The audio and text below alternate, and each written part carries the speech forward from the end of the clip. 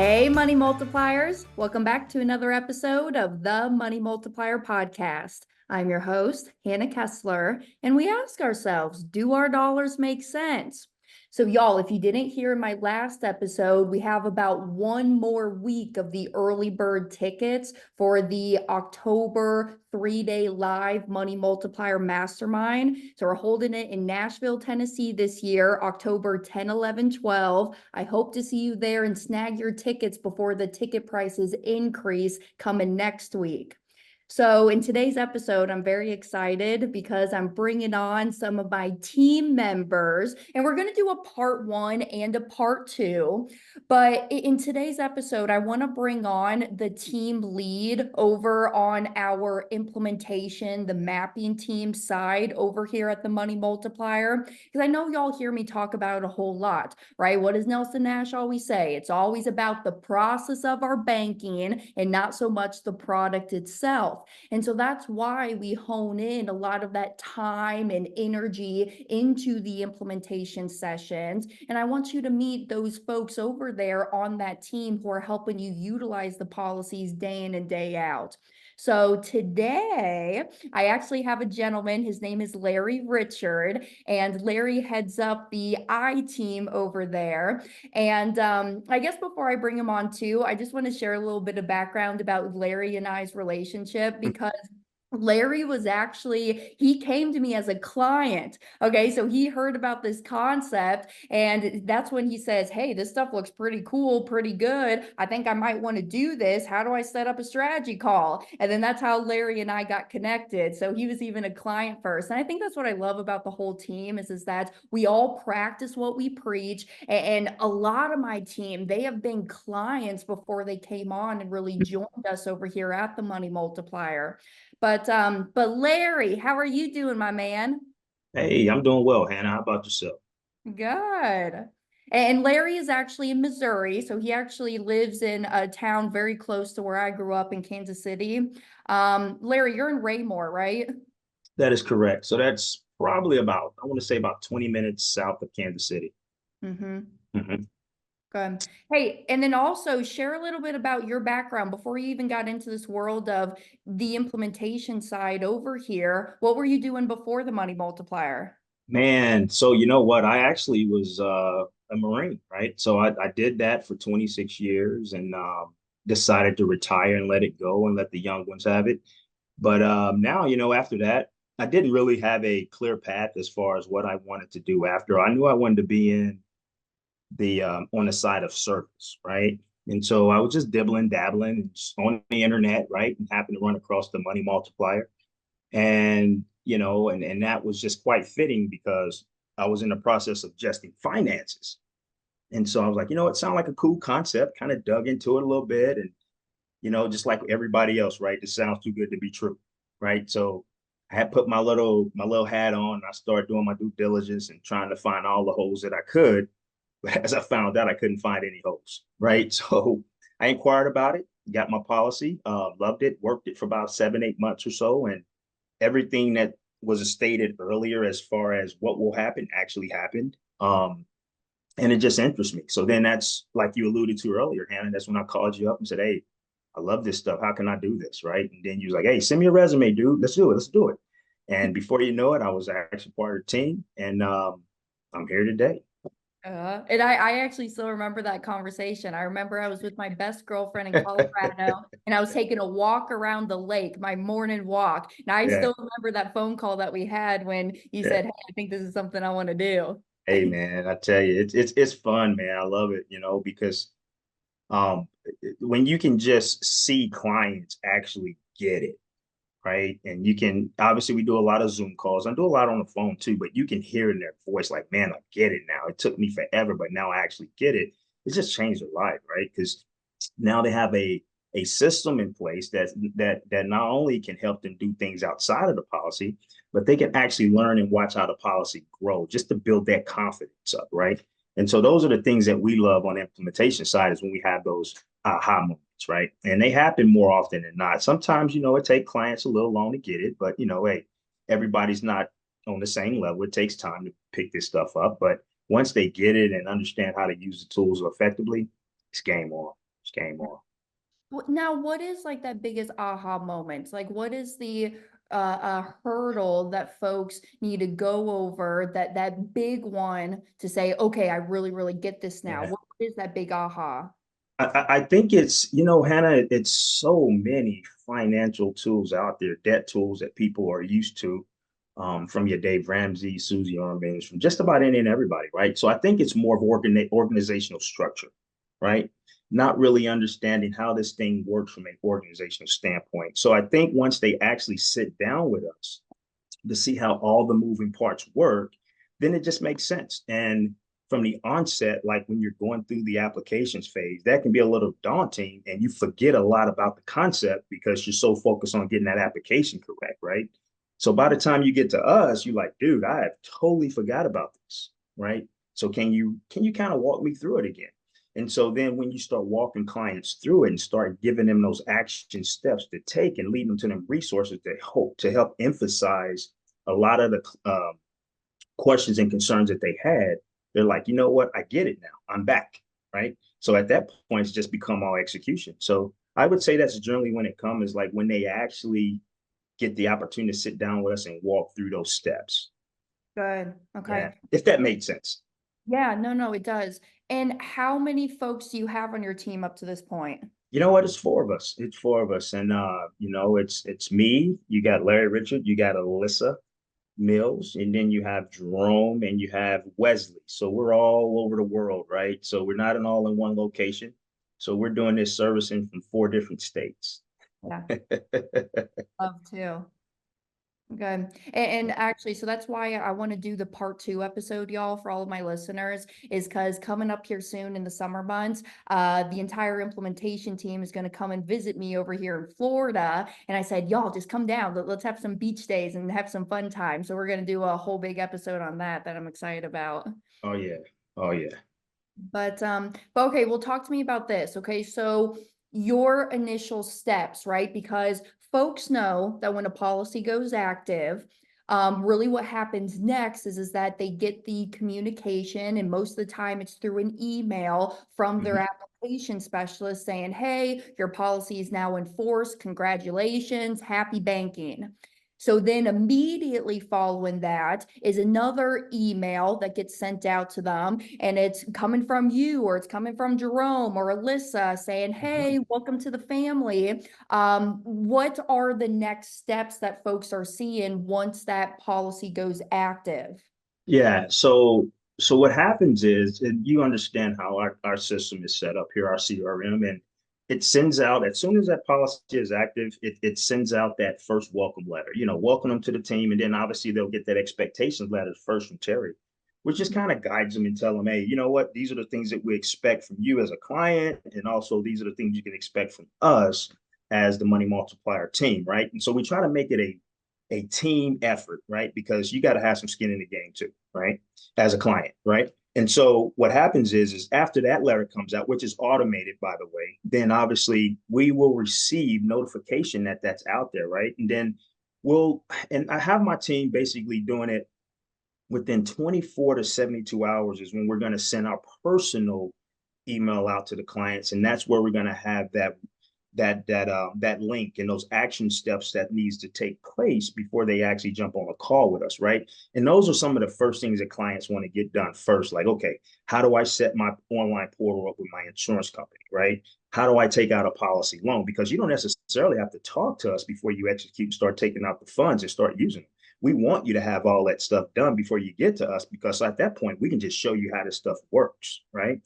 Um, and so that first email is very important because it kind of sets that foundational base, and it gives you all the clarity and it answers all your questions and it gives you all the resources. So then once that's done, now you feel comfortable knowing that, okay, I can't wait to talk to my implementation specialist so we can actually put a plan in force, right? So that's the whole important part of it. And that's kind of like the sequence of events. And then obviously from there is just relationship building, right? Me sitting down, getting to know you a little bit better. You get to know me. We get to fill each other out, right? And then as we talk over the course of the time frame that you have the policy, now I know who you are. You know who I am. It just makes the relationship better, and we can help each other. Yeah. And I would say that's one of my favorite parts about this business is that most of the time, you view me or any other money mentor on the team as your IBC practitioner or maybe your financial professional. But, as the time evolves, it's more not so a client professional Yeah, relationship. It's really that friendship that starts to build. I talk to a lot of my folks, sometimes even on a daily basis, just checking in with them.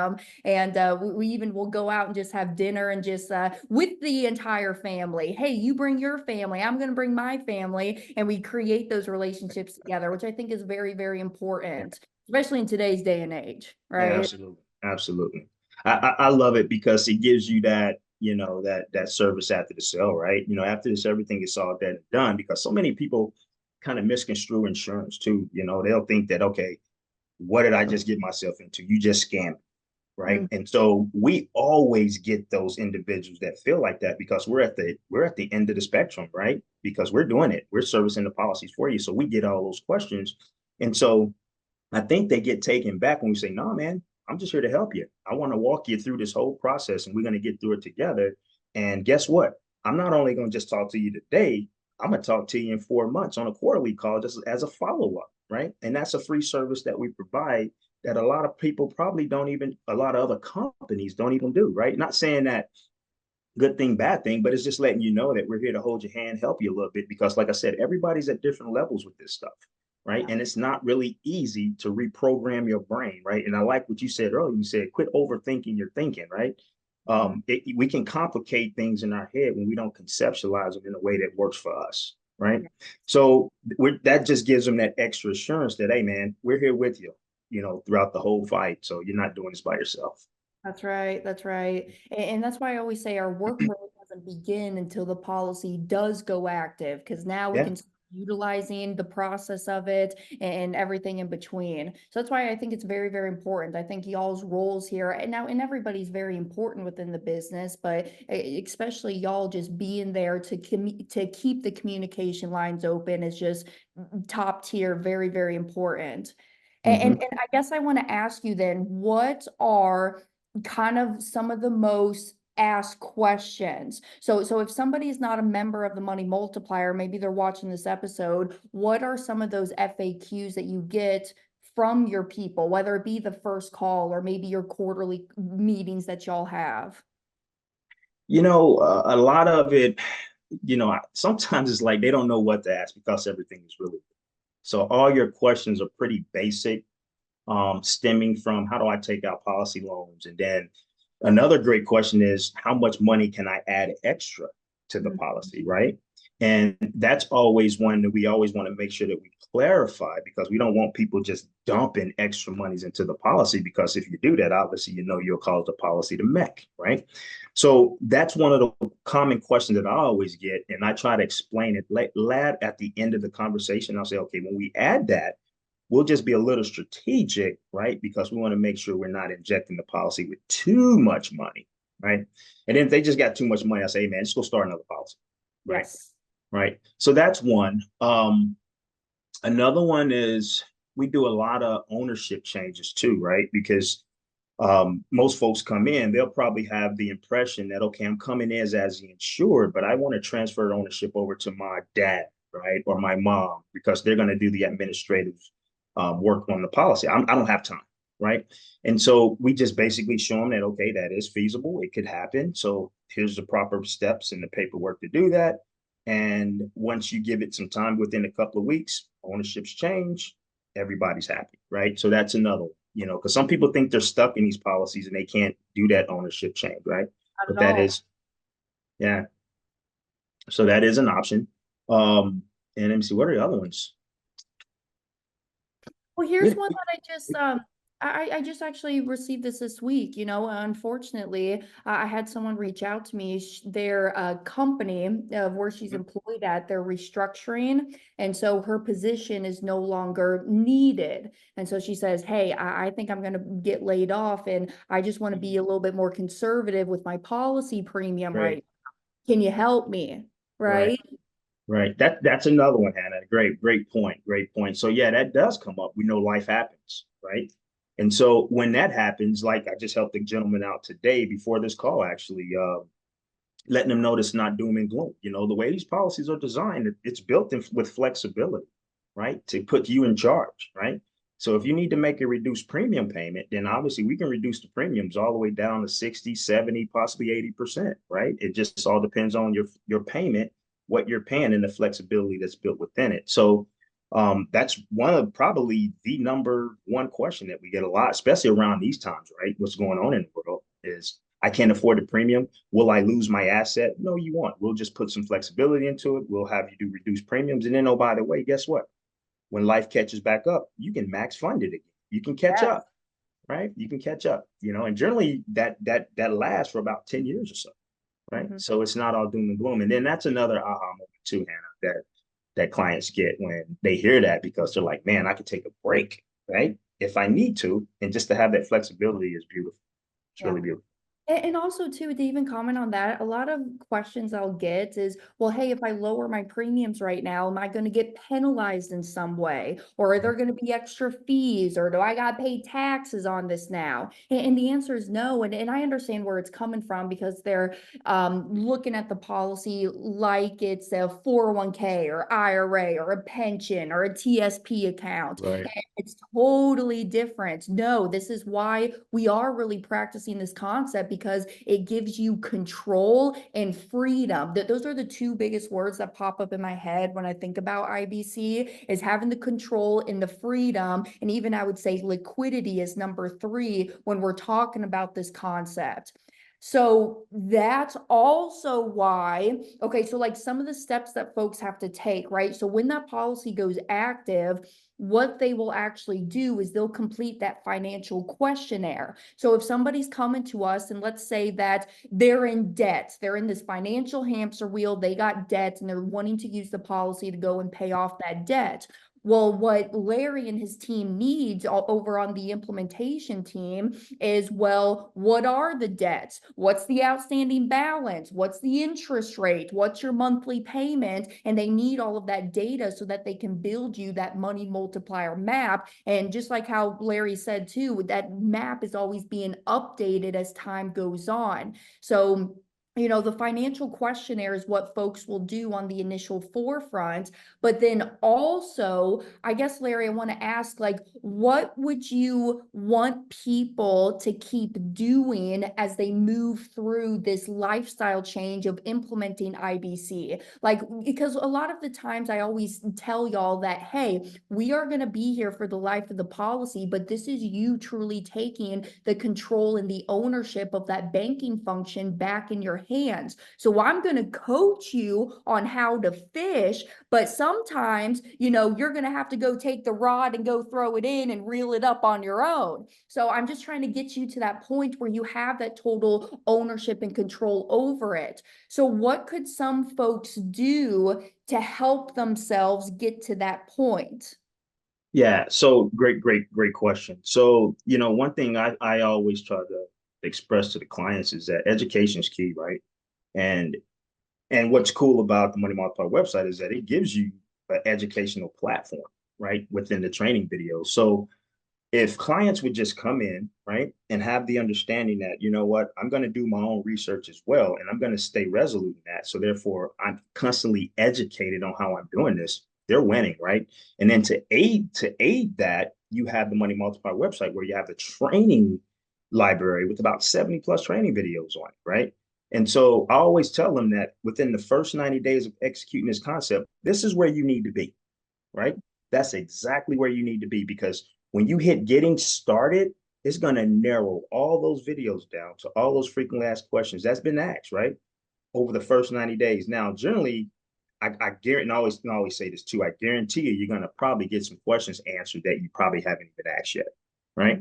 So that just makes the experience between us and the clients that much helpful because now they're asking better questions, Yeah. right? And they all stem from those frequently asked questions.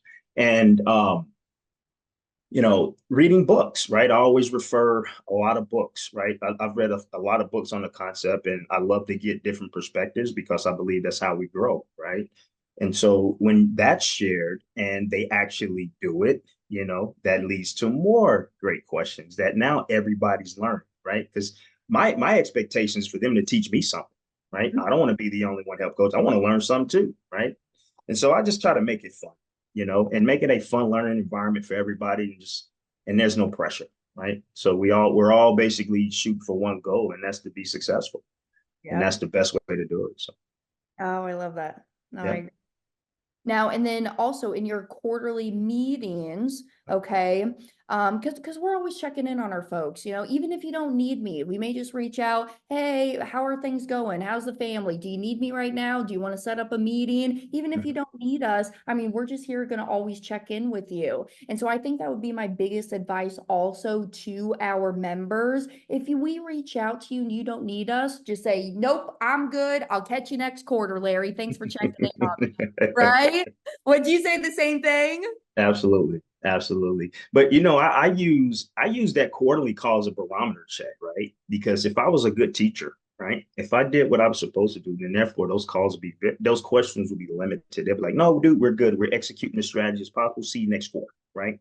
But if I get them and they're like, hey man, I think we need to do a refresher, right? Now I'm like, was it me or did you not execute, right? So that therein lies another issue, right? So it just, those quarterly calls can be very dynamic, but like I said, I always use them as a barometer, right? And it always tells true, right? Whether I didn't do well, right? And I hold myself accountable for that. Whether I didn't do well teaching you, or you didn't do well as a client by further educating yourself on a concept, right? So it's kind of like a two way street.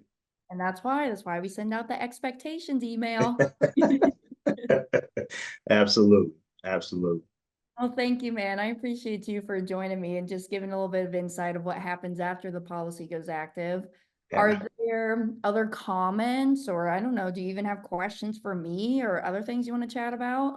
No, not really, Hannah. I think a lot of things that's happening right now, they're happening for the good. And, just to let clients know out there that we are going through a little technical bump here within the system. So there may be some few days of delay in getting you guys mapped. But just give us some grace on that. We're going to get that fixed, get it resolved, and we'll be back communicating with you with some good stuff. So it may take a few days, but just give us a little grace, and that can all be explained when we get through the mapping call. But if there's any major questions, just contact your agents.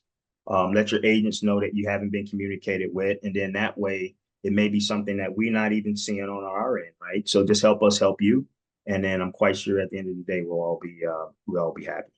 Yeah, yeah, because we respond quickly. I mean, a lot of my friends make fun of me. Hannah, you're married to your emails. You got to hop off of that. Yeah, yeah. So we're always very accessible. We got our You know, cell phones out there, emails. Go I, ahead. I because it's sorry to cut you off, but it's like it's easy for me because I put myself in the client's shoes, Yeah. right? And I think when you do that, you don't mind checking it. You don't mind checking your phone because like, man, if that was me, I wouldn't want to be delayed an hour or 2 or 3 hours. Now we're gonna miss. We're not gonna be 100% perfect. There's gonna be some that fall through, but I think when you treat it that way, man, it just makes it easier, and you don't look at it like, oh man, another email or another call. You're like, man, that could be me on the other end. How would I want to be treated the same way, right? So, and just that's how it helps me. So, And we got some cool, exciting things too. So we're staying innovative. We got a lot of cool tools and just different things that we're mm, testing out to bring to our community as well. And Larry, I know you're going to be at the May Mastermind in October. I should say May Mastermind. That was our original date. October Mastermind coming up. Will you be there? yes, I will. I've already been asked by a couple of clients, like, dude, I never see you, right? They like, I never see you, man. I see everybody else, but I don't see you. Are you gonna make it out? I'm like, yeah, you know what? That's the one I will probably make my debut. So yes, I will be. Good, good. Yeah. No, I love it. All right. Well, I appreciate you and your time today. As always, y'all. So every single week I upload these podcasts, and it's really just for education, just like Larry says, it's so important to be a sponge. What Nelson Nash always says, do not hit the arrival syndrome. So just keep learning. I'll even tell you, y'all, so some books that I'm reading right now, I'm reading The Psychology of Money. I'm going to do a whole episode on that. I'm very excited about that one. And then also Rocket Fuel. And oh, there you go, Larry. Yeah, Larry got it. Are you in the middle of it right now? I'm about a quarter of the way through, so I got a little bit ways to go. Yeah. Okay. Oh, good. So just some resources. Hey, and if you ever want, I remember back in like February or something, I remember I was in the van and I was in Arizona and somebody asked me that question of, hey, Hannah, can you send me off like some book reading list? And I just gave y'all a whole bunch of books that I like to read. So Mhm. we will always be here. Reach out, send an email. So to me, if you have any questions, our email is podcast@themoneymultiplier.com, and we'll get that going. And then also we're always traveling around. So this weekend, I'm going to be down in Fort Lauderdale with my best girlfriend, Joy. So Joy is, she's been a client of mine for a long time. Actually, she'll even tell you the story. She actually had to like pull the information out of me because sometimes when I'm just hanging out with my friends, I'm like, I talk infinite banking all day long. Y'all don't want to really hear about this, but I'm wrong. I need to really educate my friends in my internal ecosystem about this stuff. So she's been great. She's been a client for a while. And so now she just got her life license. We're going down to Fort Lauderdale. She's going to be doing a presentation to some folks, teaching them about this concept. And she even just started her journey of going through the Nelson Nash Institute, being an authorized IBC practitioner, which I think is very important. All the credit and why we're here doing what we do today is because of Nelson Nash's teachings and his Black Book, Becoming Your Own Banker. So we're always here just to help educate and serve the community.